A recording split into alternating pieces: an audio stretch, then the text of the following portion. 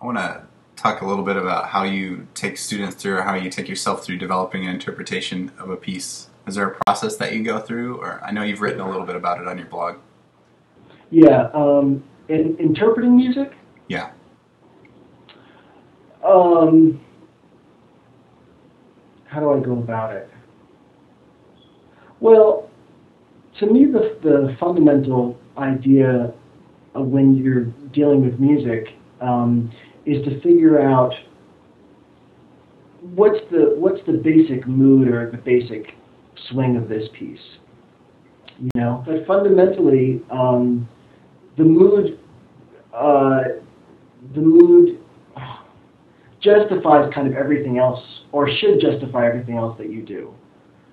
So if you have a very specific kind of mood in mind or swing in mind, then, and that feels really good to you, then you just kind of start from there. Okay, that's kind of the swing we want, and now let's start noticing how the harmony is structured and noticing the architecture of the piece, because the more you know the harmony and the architecture of the piece, the more you can highlight those differences that are in the piece, you know, or similarities if they need to be similar. You can, but you have to know about those things. So a lot of interpreting for me is trying to understand why the composer wrote what he wrote on my terms. Right. So if Giuliani writes three huge chords in the beginning and then a light high passage, I think he does it in Sonata Heroica, for instance. It's like you have to notice that those things, those elements are so different, and as an interpreter, I think you would want to be able to highlight that to the audience. So you wouldn't just play loud three chords and then loud single note line that's high up on the fretboard.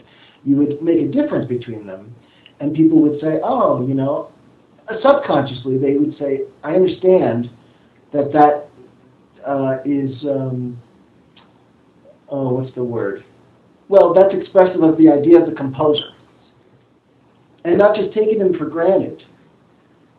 You know, I love with Soar because, for instance, Soar was such a great lover of line, and to really notice where is the highest note in the piece, where is the lowest note in the piece.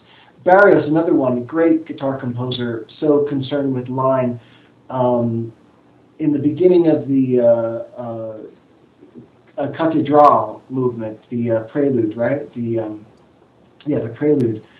How he waits to drop in a low D, and then we don't even get a low E until the very end of the piece. The lowest part of the guitar we don't hear until the very end of the piece.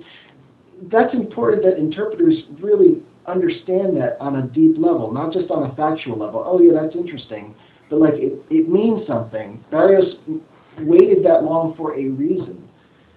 So I stress a lot of that to people that are looking for how do I become more expressive, or how do I know more about music. You know, like that's what I'm interested in. Right. So what pieces are you working on right now, or what repertoire are you working on? A lot. I have a lot of things I want to record. I haven't decided exactly what to focus on, so I'm bouncing around a lot on different pieces. But basically what I'm planning on doing is recording a whole series of pieces that most people know, and just to kind of look at them now after many, many years of learning them, and videotape them, and, you know, just put them out there.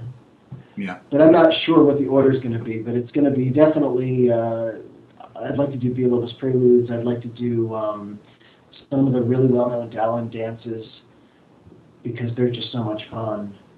And some real basic things that people think, oh, that's like kiddie music, but I want to really show it off, because there's some beautiful moments in like Luis Milan's music, which it's so delicate. It's hard to really it's hard to interpret it, but like when you really understand what he's going for, this kind of delicate purity, it's such touching music. So I'm gonna definitely play some of the Milan pavans, and you know, I would think in the next couple of weeks all that stuff will be up.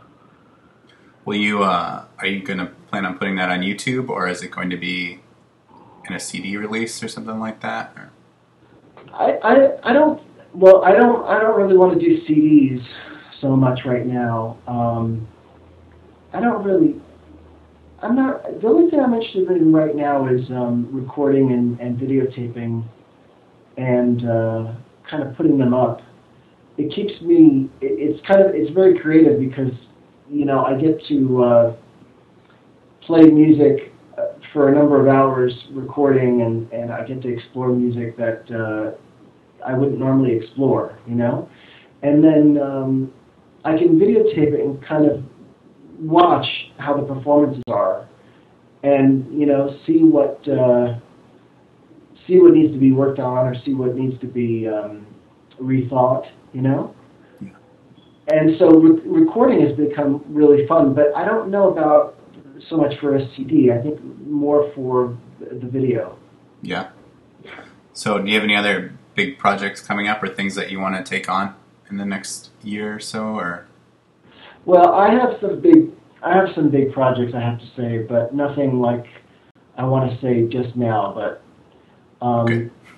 I'm like I said, the video thing I'm really interested in, and I'd like to go more toward that. So it could be that I'll end up doing more of that than anything else.